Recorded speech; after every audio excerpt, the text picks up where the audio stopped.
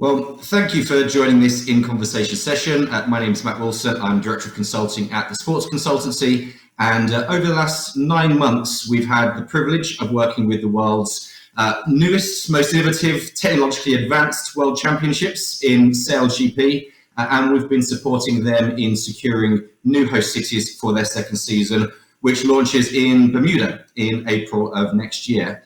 Now, SailGP's mission statement is powered by nature, driven by purpose, and I'm delighted to be able to explore that mission a little bit further with the championship's CEO, who also happens to be an Olympic gold medalist and a Knight of the Realm, Sir Russell Coutts. So Russell, thanks so much for joining us. Thanks, Matt.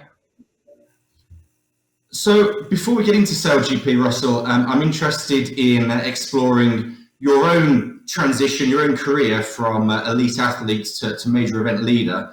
Now, you got 5 America's Cup titles under your belt, and amongst the many peculiarities of that event is that the winner not only takes home the cup, but also takes home the rights to organise the next event cycle. So your career has had to transition from elite athlete to major event organiser and to rights holder.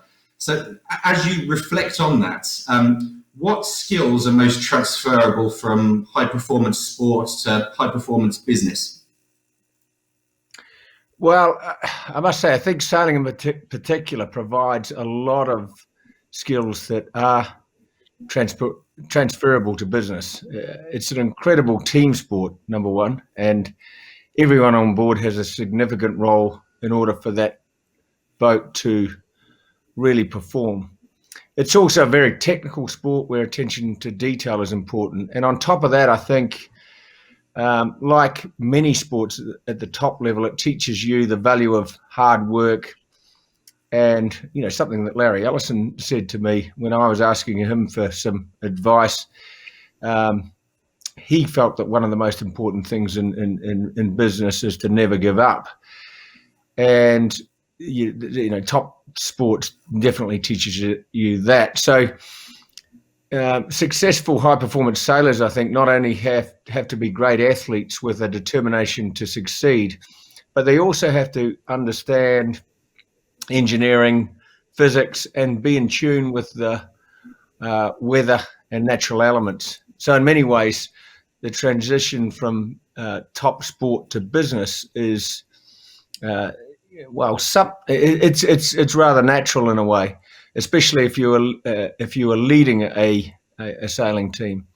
And as you say, I was very fortunate to enjoy some degree of success in sport. And after I finished being a competitor, I've enjoyed the transition to running the America's Cup for a few cycles, and that set me up to co-found SailGP with Larry Ellison. It's remarkably, actually, it's the first annual global professional sailing league, and most importantly, what I believe to be the first long-term financially viable sailing property.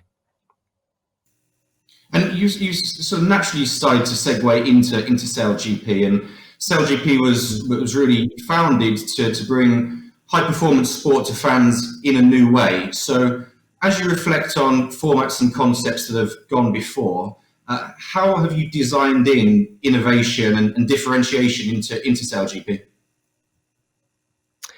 Well, I think when a lot of people think of sailing, they think of seeing a bunch of white triangles on a blue background. Actually, that description was stolen from David Hill when he was running Fox, and I was sitting opposite him.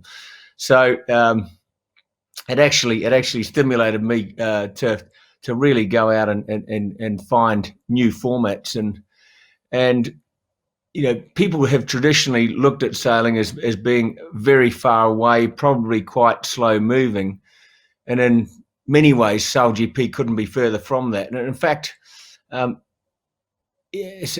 think sailing hasn't had a format like we've got today, and with SailGP, we're really looking at something totally new. We're featuring 8 national teams from around the world. We've just announced another high-profile athlete signing this week, and I can say without a doubt that we have the best of the best out there, and the athletes that drive our foiling catamarans have won a combined 10 Olympic medals and 5 America's Cups. So our boats are fast. They don't have motors, yet they go 3 or 4 times the speed of the wind, or approximately 100 kilometres per hour. So it can be formatted in terms of broadcast in a much shorter format of racing. Our races are 15 minutes long, and we package that into a 90-minute program. But most importantly, all the boats are exactly the same. So the racing is incredibly close. It's a competition between the sailing teams, in other words, rather than a competition between engineers. So all our 8 teams race together on a very tight course that is directly next to the shore. And that's like watching racing in a stadium, even though our stadium is the natural environment. So yeah, our stadiums, in actual fact, are some of the most beautiful and iconic harbours in the world. And I think importantly, as you've referred to, we're driven by purpose. We recently launched our purpose-driven agenda, Race for the Future, and we're very much focused on accelerating change towards a cleaner future and a more inclusive future, both within and outside of our sport. And lastly, beyond our unique format and purpose, we're operating in a operating in a fiscally responsible way, with commercial viability at the centre of our strategy. And as a result of that, we're sort of cultivating long-term partnerships that ensure much more stability in terms of the future of our league. So, Russell, we're talking in the context of the host city conference, and every session will no doubt be discussing the disruption of the pandemic. And as we come out of a 2020 season that has been heavily disrupted by the pandemic, certainly when we're talking to our public sector hosting colleagues, it seems that their definition of return on investment is broadening. It's broadening beyond economic impact of event visitation and destination marketing of event broadcast, to start to think about returns on investment like social impact, like skills development, participation, health. And you just went on to talk about their SailGP's purpose-driven value proposition. And I'm interested in how you're positioning that in the context of your host city partnerships. Well, I think quite obviously sport isn't just about money. It's a catalyst for positive societal change. And of course, when we go to different venues, when we go to each of our events, it's expected that any successful event must provide economical return firstly, and in our first season, we provided an average economic impact across our global host cities of approximately 23 million. So per event. Also, I think it's expected from all sports events is the destination marketing via broadcast. And in our case, in our first season, we recorded a global audience of around 256 million, which wasn't a bad startup. Wasn't a bad start for our startup league.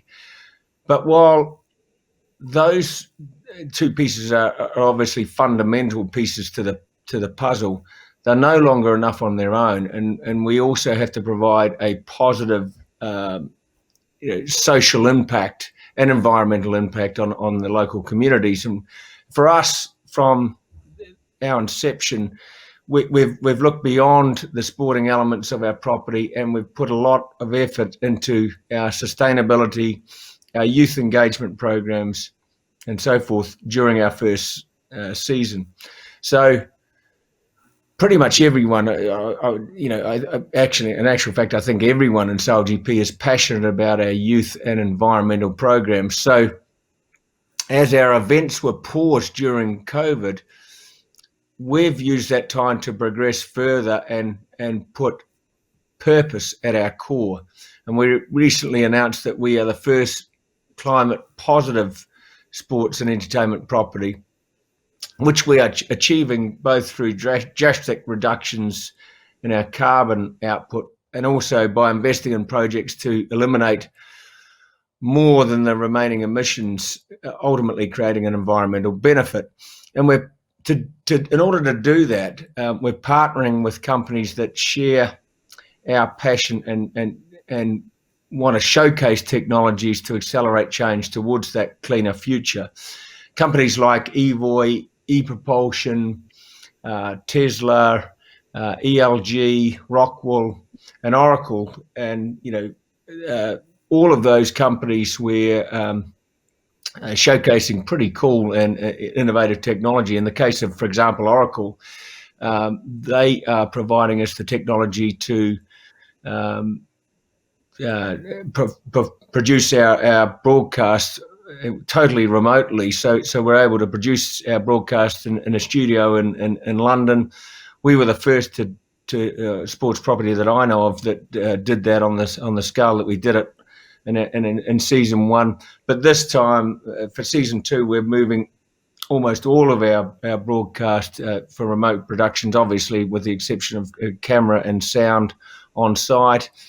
But we're also partnering with a lot of other companies like Acronis to achieve savings in terms of just making sure that our carbon footprint is as small as it possibly can be.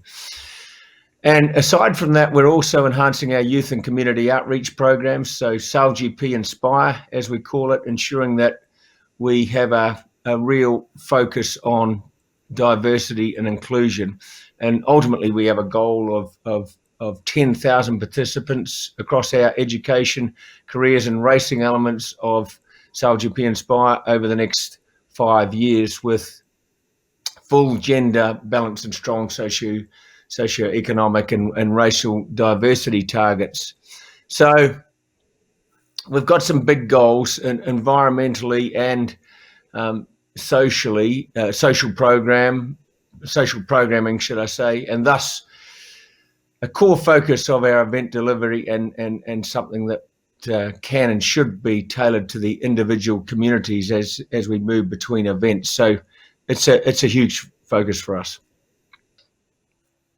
Well, Russell, we wait with bated breath for April and season 2 kickoff in Bermuda.